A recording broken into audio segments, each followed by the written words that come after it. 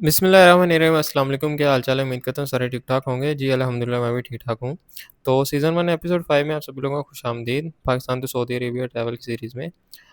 आज का हमारा टॉपिक है इमिग्रेशन क्वेश्चन, पाकिस्तान में किस तरह इमिग्रेशन हमने क्लियर की, ठीक है? तो उसके बारे में डिटेल होगी थोड़ी-सी। थोड़ी-सी होगी, इतनी ज़्यादा लंबी नहीं होगी, तो 3-4 मिनट की होगी।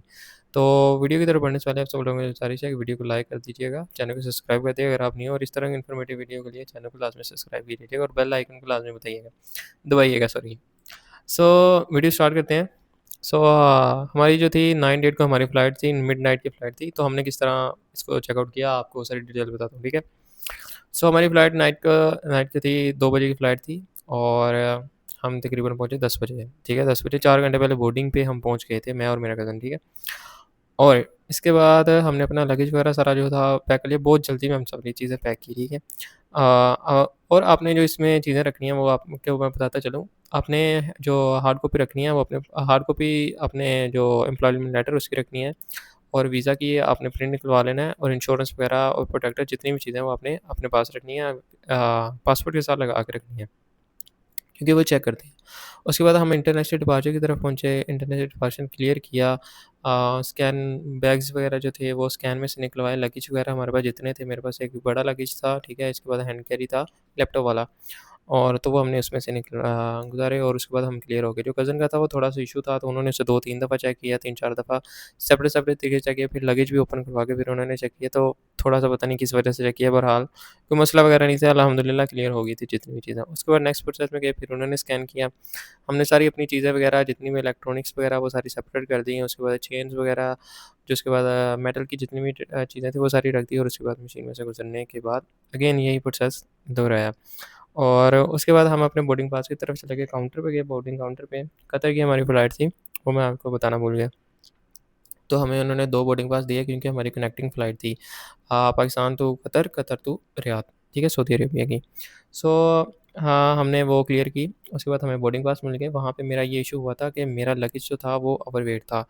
तो हमने उसको बड़ा अच्छे तरीके से मैनेज किया, जो मेरे कज़न का था उसका वेट थोड़ा कम था, अंडर वेट था, बहुत ज़्यादा कम था। तो मैंने अपना थोड़ा-सा सामान उसमें शिफ्ट कर दिया, तो इस तरह हमने आपस में मैनेज करके सामान जो था वो हमने क्लियर कर दिया। हमें कोई भी सामान जो है वो ज़ाया नहीं करना पड़ा कोई भी।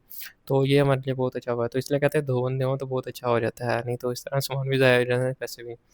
तो 7 पर्सन हो तो बहुत अच्छा हो जाता है, बंदे को थोड़ी-सी सफ़र भी अच्छा गुज़र जाता है और इसके अलावा परेशानी वगैरह नहीं होती।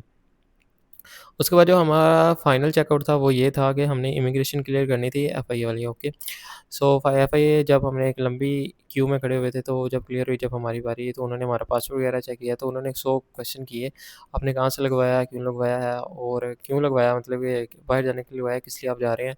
तो इस तरह के क्वेश्चन है, ये फेक तो नहीं है? अगर फेक है तो आप हमें बता दें। मैंने कहा नहीं, हमारा फेक नहीं है, ओरिजिनल है। तो हमने सारा ओरिजिनल करवाया, उसके ऊपर स्टिकर वगैरह लगे हुए थे, वीज़ा वगैरह मैंने भी ऑनलाइन चेक किया था, वेबसाइट से आप चेक कर सकते हैं, ठीक है, सऊदी वेबसाइट से।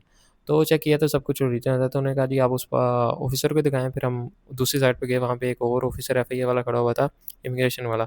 उससे हमने चेक करवाया तो वो कहता हाँ, ठीक है, 2-3 मिनट खड़ा होने के बाद कहते, "कहाँ से आए हैं आप? कहाँ से लगवाया और किधर जा रहे हैं?" तो ये सीधे क्वेश्चन, नॉर्मल क्वेश्चन जितने होते हैं।